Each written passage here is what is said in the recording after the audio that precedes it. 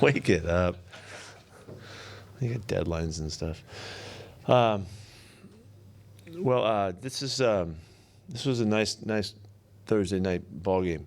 It's great to play in that setting and have the opportunity to play well enough so that you get a win. Again, tying it all together with the dynamics of the celebration for Paul's life and the fans and everything. It was really a great night. So we had a blast. It was a surprising victory as it happened. They had a chance to win it and didn't get it done, but obviously we're happy to take it. They're hard to come by, and it was just a really, really exciting night of football and a great night to be at the stadium. So I know everybody enjoyed the heck out of it, and there's a lot of people complaining that it took so long or why does it have to be so close, but suck it up. That's the way it is, and thrilled to get the win. How's DJ doing after the game? How is DJ doing after the game? He's got a hamstring pull. We'll figure out what that means in terms and return and all that. I don't know that yet, but we verified that he's got a strain. When you watched it on film, how did Jamarco perform? He did really well. I was shocked that it was so smooth for him to move it to the right side and play guard when he does no background other than in practice, and he moved his feet well. He played strong. Assignment-wise, he was solid. I think he got out of the game with no pressures. He might have been the only guy up front that did that. So at a time when Fluke may be unable to go, we're fortunate that he stepped up like he did. He said after the game he's never played guard at any level. To come in, there's Aaron Donald. What does that tell you about him? Yeah, he made it. Yeah, he survived it. I think it's a remarkably good showing, for him and for us and going forward. As to our depth and all of that, and he's healthy and ready to go. Young kid, chomping at the bit to be part of it. And our coaches have always trusted him from the start. He has really good awareness and really good sense for the game. He's a natural in playing the game, and it showed up. And you almost have to have some special savvy and qualities to be able to pull it off like he did. How long have you seen him? When you drafted him, did you see him as a guy who could play guard as well? Or? I didn't think of it that way. We did size-wise. We talked about that and all, but he had just been so comfortable playing left tackle that we thought that was a big enough focus for us. But he never has. There's many issues with it. He just hasn't done a lot of it. So we've just done enough to get him prepared to play, and that's what that's what he did. Did that start 2 weeks ago when Ethan Posick got hurt, or when did you start? I think we might have thrown him in and out of there in time before that just to check him out, but more so then, yeah. Watching the film, just Russell's game. On film, even more impressive. It's incredible that he had such impact on the game. He only called 23 passes. He had a number of runs that were really good. His scramble efficiency and effectiveness was off the charts. I just thought it was an exceptional night for his consistency and being able to find his way out of the problems. And we didn't pass pro great against these guys, obviously, and that's what was causing him to move. But the play actions gave him space to move and do his thing, and other than that, he just found ways. And it was just a remarkable night of football for him, and just adding to what's going on in the season. I think he's on a great roll. We just got to keep his head on straight and keep rolling, and really likely we'll be able to do that. You said last night you hadn't watched a replay out of the throw catch to lock in. Yeah. I've seen that a couple times. Yeah.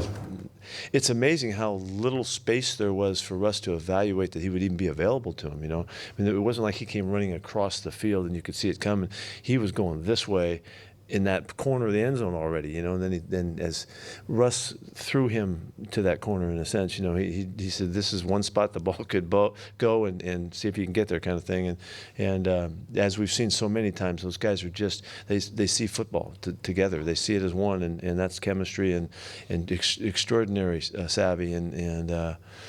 It took every bit of that, and I saw Locke this morning. There's a play in practice. I think it was last week when he caught a ball in the red zone in the back line of the end zone. It's the exact same catch. It's not going to the corner, but going over the top.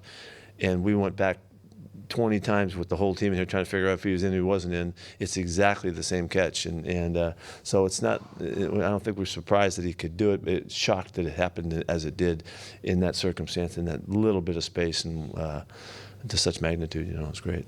The way Russ is playing right now, does it remind you at all about like how he played in that stretch in the 2015 season, the second half? It feels different. It does. It feels different because of the way it's happening. I think, that's looking back. We're right in the middle of it now. It's hard to say if it's the same or not, but it seems I have higher regard for Russell's command of the game now than we did 3 or 4 years ago, and the things that he's doing and how he's controlling things.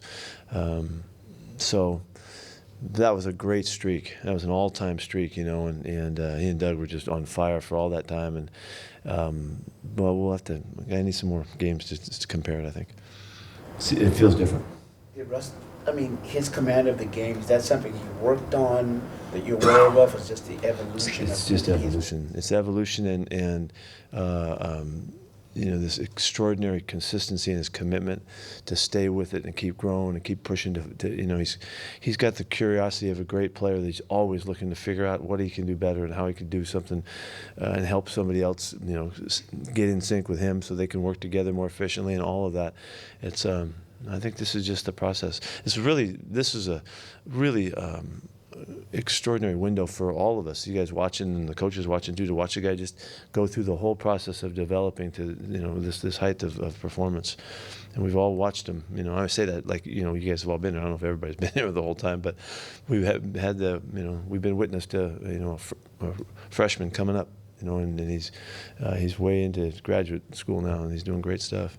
What was your overall evaluation, I guess, of the defense and what the pressure you kind of got up front and how it all went? Well, yeah, I was a little frustrated that it didn't work out as clean as we had hoped, because we'd worked on this for some time, and the running game really came together great.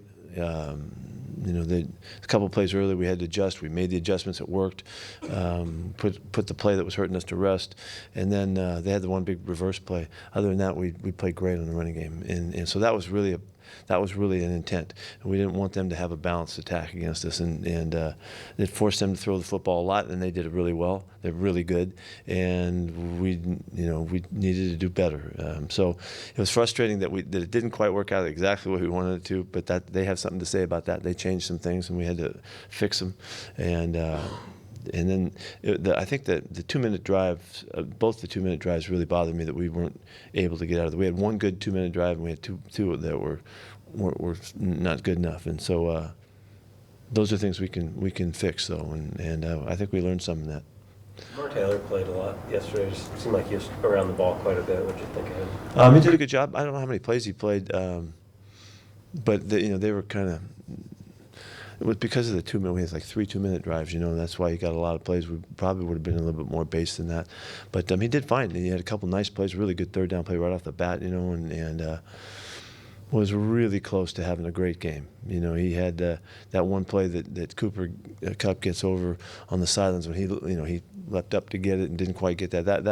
That would have been a phenomenal play for him to make, and it would have really closed out a great night. But he's doing good. It appeared what they did was use 2 tight ends a lot more, or use their Yes. tight ends more. How did that impact things? Or No, it was something we anticipated, but I didn't know that they would stay as committed to it as they did, because it took them out of their regular stuff, but they're working at it. They're transitioning too, as they have to. You have to adapt and adjust, and things don't stay the same. And they're finding their way. They're really good. They're just a really talented team, and with a great system and all that. And the quarterback plays great with those receivers, and they're all capable. And the tight end really jumped out last night, and so it'll be interesting to see where they are next time we play them. How's Will Disley been in the blocking? I know you've been receiving, but how's he been as a blocker? Will's doing really well. He's doing just fine. He's been physical. He's so much better this year than last year.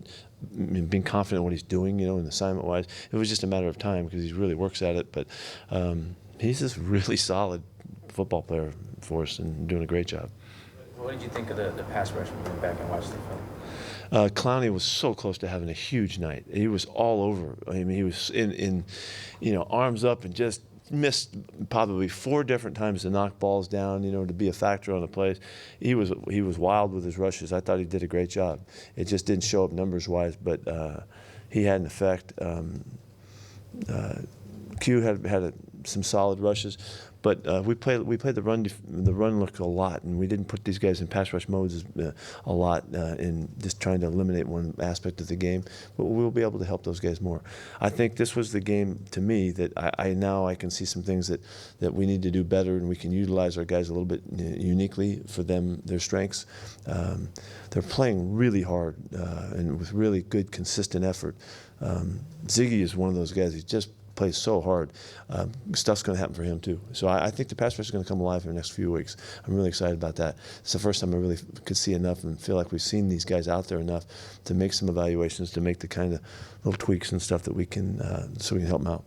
Hedrick Thompson is a guy who's been criticized a lot for him to have a play like that, at the end of the game, that pick. What did that mean to you guys? Yeah, who's criticizing him? I'm not.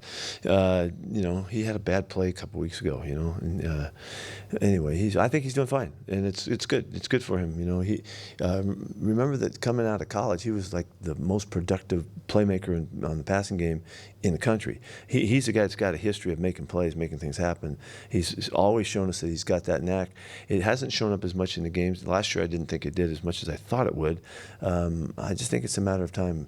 He very cerebral player, and I think he's going to feel more comfortable. It always helps confidence, when you make a big play like that. So I think he'll continue to show us why he's a good player. There's been some instances this year where you've had 3rd and 1s, 4th and 1s, short yardage stuff that you guys haven't been able to get, and as much as you guys want to command those situations, to not be able to get those, how frustrating has that been for you? Yeah, it doesn't allow us to take full advantage of what we're trying to do, so we're working at it. We got an approach that we're trying to carry through, and we just need to stay with it and knock some of those out. We've been close on them, and just not enough. It's only a couple, 2 or 3 of those times, and it changes everything. But it's a little frustrating, yeah, because I'd like to always go for it. I'd like to always jam it at the line of scrimmage, and we need to be better to do that. We're not quite there yet, and so we got a great kicker, and we need to kick the football whenever we can, and have all the confidence in the world. He's going to make every kick. What tangible effect, Pete, did the pregame ceremonies for Paul Allen end up having on the game? We took special time in here with our guys just to let them know again, be aware of what was going on with the event and celebrating Paul and all that. That I just think is just part of the kind of the weaving the whole connection together. More so, I think the guys. He's such an extraordinary person. We presented it really well in here so that they could feel him again. I think it has something to do with it. I know it did for the players that have been around here, in particular, and there's a lot of us were emotional about it, and KJ and Russ for sure. I know Bobby was tuned in, and for the guys who've been around here, it was significant. So I don't know about it. It made us play better. Like I kind of threw out the thought that Paul might have blown that ball a little bit to the right, and maybe he did. The guy was full of magic. Maybe he did that. I don't know, but it just added to a really great night for the 12s and everybody around it. Are Bobby and Jadeveon going to be fighting over that forced fumble in Union? I don't know. I'm looking at it close. We'll settle that in this room here when we get back on Monday. Anything else? There's reason to have a little dispute there. Thank you. See you.